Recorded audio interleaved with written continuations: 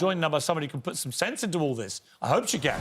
Top journalist Megyn Kelly famously fell out with Donald Trump. Has been, I think, very impartial in this campaign. Megyn, let me start by just asking you, we've just seen some really ugly scenes in Arizona outside one of the vote counting centres with armed protesters, pro-Trump protesters, and evidence that they were intimidating some of the journalists who were coming out saying, we know where you live and so on. That is an ugly sight, isn't it, in the middle of a democratic election? I mean, just the latest in a rough season of ugly sights that we've had on some of the streets here in America as the country's been a bit of a powder keg. Kicking off, I think, really with the quarantine and the lengthy time indoors and away from other people as a result of Corona, and then in June, the death of George Floyd, and the riots that followed that. So tensions are really they're high right now, for sure. And I do think a lot of these Republicans, thanks to Trump and his team, are starting to wonder whether the vote is being stolen.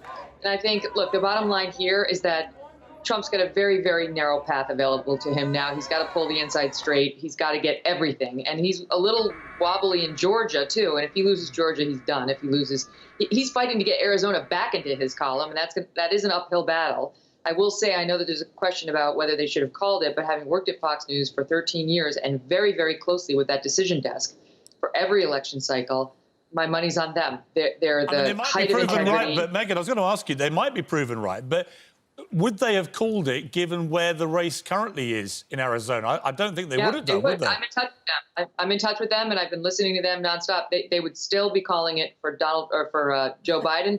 They feel really confident in their call. They're totally standing by it.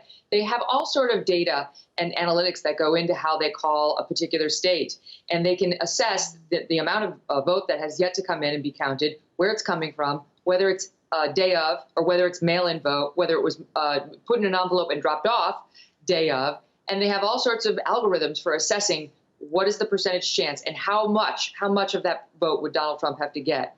And they feel 100% confident they made the right call in Arizona. Megyn, I wasn't there. I could just tell you these are straight shooters, and they have a great track record. Megyn, Donald Trump has very deliberately cast doubt on these final votes and whether they should be counted and not counted. I mean, in some counties, those mail-in votes might be more likely to be Republican, in which case the Trump supporters want them to carry on being counted. In some counties, they're more likely, and nationally, they are more likely to be Democratic. But when Donald Trump deliberately undermines the legitimacy of those votes, does he have any justification for that, or is he just being a sore loser? Well, he might. He might, actually. I mean, take the state of Pennsylvania, for example. In our states, it's supposed to be up to the state legislatures to set the laws on voting, how we vote, what the protocols are, what's okay, what's not. And in Pennsylvania, it was basically the rules were rewritten by the judges there. They were rewritten to provide for, oh, you know what, now you can just mail your vote in. It only has to be postmarked by Election Day, and they're going to have all week to count them up. And Republicans said, how are you letting a bunch of judges do that? This is supposed to be up to the legislature, who's elected by the people and accountable to the people. And by the way, the judges are Democrats who are elected. So there's some question about whether that should have stood. And it went up to the Supreme Court, and they wouldn't hear the case. So he might have a legitimate beef about the protocols in place. But just to take it out to the 30,000-foot level, can I tell you, I think one of the bigger themes that's emerging from this election right now is the bigger systemic problem that we have in our country when it comes to the establishment's view of the right half of the country, which is mostly flyover. So it's sort of the coastal elites versus the flyover country. And the breakdown in the trust in the systems by those Republicans as a result of the last 4 years, as a result of what's happened at our FBI, no longer trusting under Jim Comey and some of the information that's come out of there. And just sort of getting a look at some of these institutions and how politically biased they are against Republicans. And here we are today. So it's the worst time for this kind of a challenge to happen. And just one more point, if I may. As TV people, you'll understand this. You remember the time when we were on TV and they switched it to HD? Yeah. And it was like, we're all doing okay prior to that. And then it was like, oh, my eyes. Well, I think that's kind of what's happening right now to our voting system. Looks fine. It's fine from a distance. And you put it in clear focus, you're like, no, no. You know, Megyn, one of the reasons I love doing Zoom interviews and stuff is the quality isn't quite there and it blurs the reality of my head. Right, I could pass for like 38 right now. Megyn, you know Trump well. I know Trump well. He's a terrible loser at the best of times.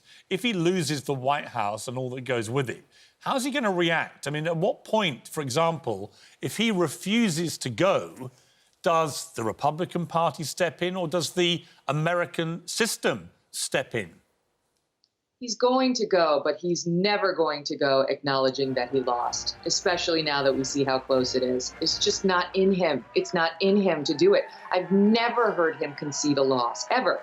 I mean, I remember I did an interview with him after we sort of made up, you know, and I did an interview with him that aired on the Fox broadcast channel, and it did fine, but it got beaten by the season finale of another show.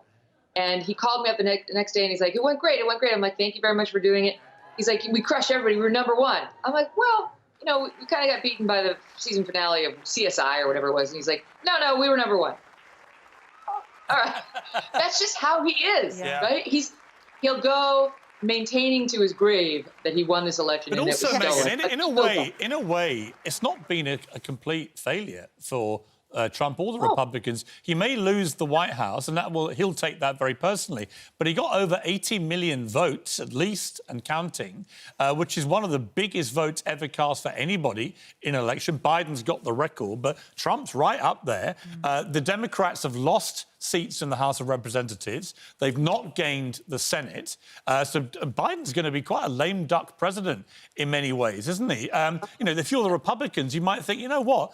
A few years of hammering from the outside is no bad thing. Well, I think actually, I mean, on balance, it was probably a better night for the Republicans than it was for the Democrats. Now, the Democrats got the big prize they wanted, which was him out. They loathed Trump. Maybe, we think, right, at this point, given the way the numbers are coming in. But the Republicans, as you point out, they've gotten 10 more seats in the House. They were supposed to lose seats in the House. It looks like they've held on to control of the Senate. And he comes in pretty hobbled. Vice President Biden, as he emerges to the top job, he has no mandate. He doesn't even know the people. He wasn't out there campaigning. He was in his basement sitting on his beanbag, just trying to phone in for some Zooms. I mean, he didn't work for it because he was winning with his basement strategy. And now he wasn't the first choice of a lot of the Democrats. And now he's gotten over the finish line because of hatred for Trump, or so we believe.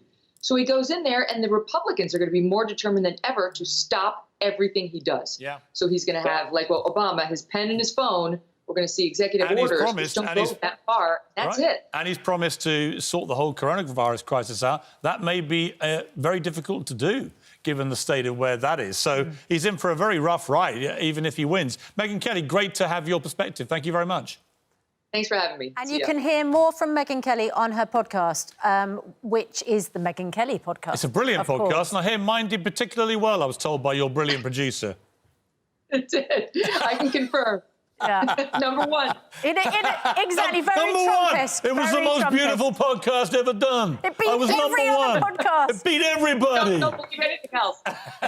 We know it crashed and burned. Megyn, it's lovely to see you. Good luck. It's a terrific listen, actually.